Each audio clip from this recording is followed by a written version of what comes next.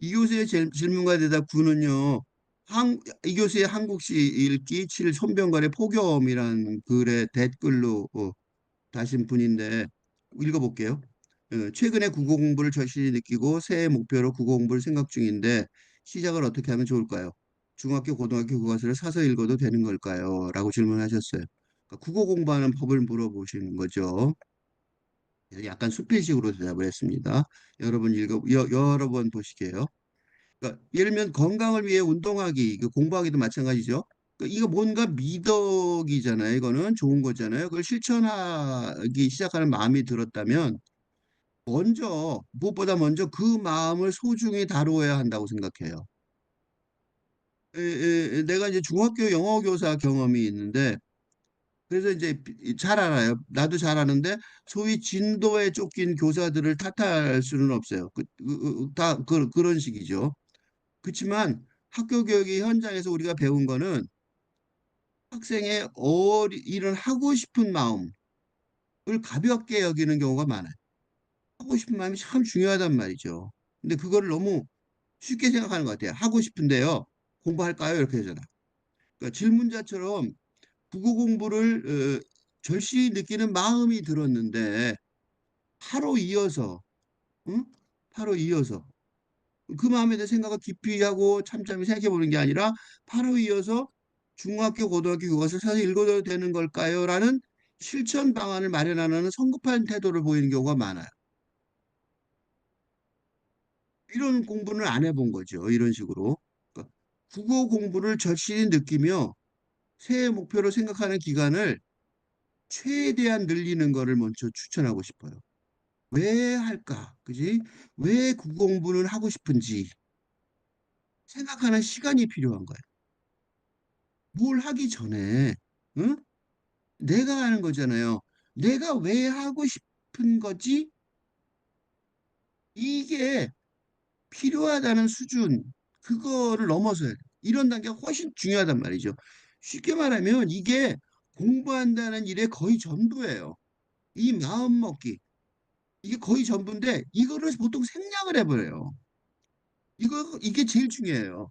내가 이게 현실적으로 이런 경험을 한 적이 많아요. 왜냐하면 가역 공부 선생 노릇을 하던 소년 가장 시절부터, 그러니까 아주 오랫동안 가역 공부를 했는데 그 아주 오랜 세월 선생의 길을 걸어오면서 확인한 건 뭐냐면요. 공부를 하는 것보다 훨씬 더 중요한 건 공부를 하고 싶은 마음이라는 거예요.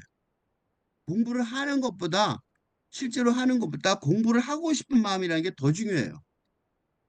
그래서 내가요, 가역 공부 선생으로 아주 유명했었어요, 사실은. 근데 옛날에 강남에 그 유명한 강사, 그때는 뭐 그렇게 지금처럼 안 유명했을 텐데, 그렇지만 어쨌든 그런 정도였어요. 전교 꼴등을 어, 대학에 몇 명 못 간 시절에 5%도 못 간 시절인데 대학을 보냈어요. 1년 만에. 그런 일이 비일비재했어요. 가역부 선생일 때 내가 그럼 어떻게 가르쳤냐면요. 담당 학생에게 영어를 가르치는 시간보다 영어 선생이라고 가서 앉아 있는데 영어를 안 가르치고요. 뭘 했냐면 공부를 하고 싶은 마음이 들게 하는데 수업 시간을 대부분 사용한 거예요. 자, 공부하자, 앉자. 그리고 정작 책 펴놓고요. 공부 안 하는 거예요. 공부 안 하고 뭐만 하냐면 공부하고 싶은 마음이 들게 하는 거죠. 영어에 대해서 관심을 가지게 하는 거예요. 왜냐하면요. 생각해 보세요.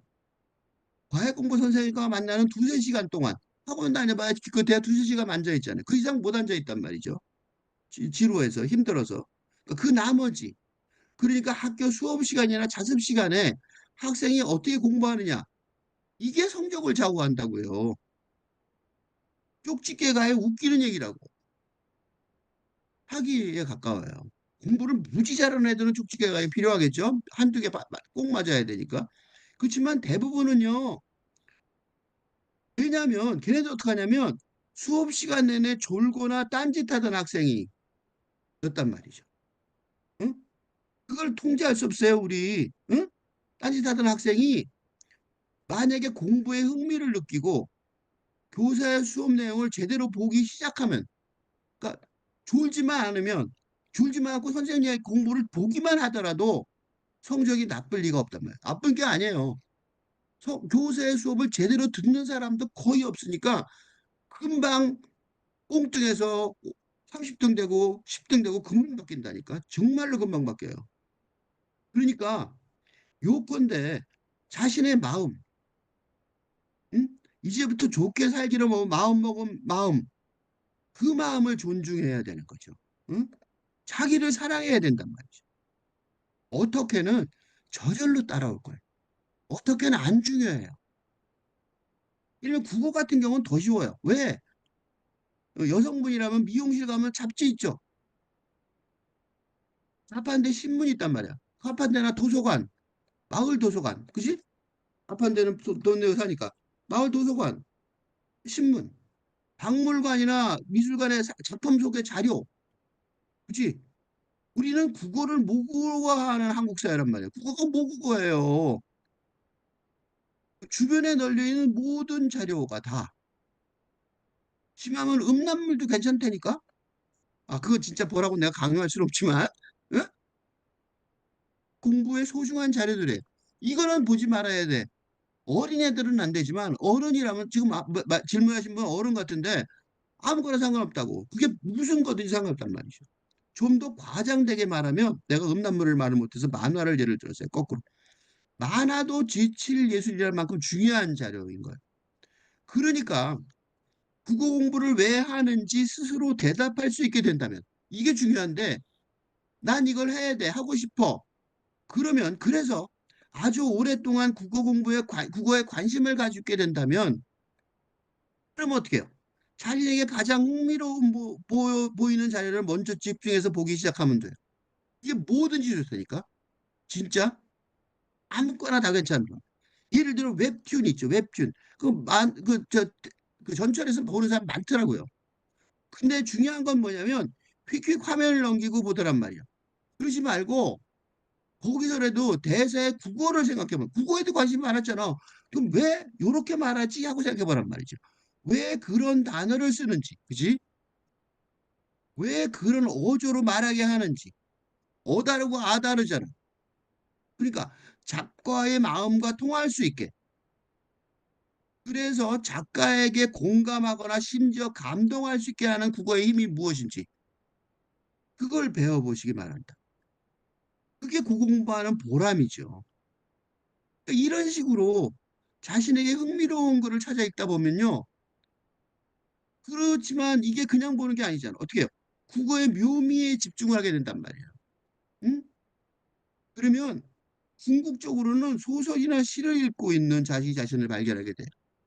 소설이나 시가 괜히 있는 게 아니에요. 굉장히 기가 막히다니까. 그러다 보면 어떻게 돼요? 어느샌가 일기라도, 아니, 간단한 감상문이라도 한 편이라도, 더 나아가서 시 한 편이라도 쓰고 싶어 하고, 실제로 쓰고 있게 될 거예요. 이게 국어 공부의 절정이 아니겠어요?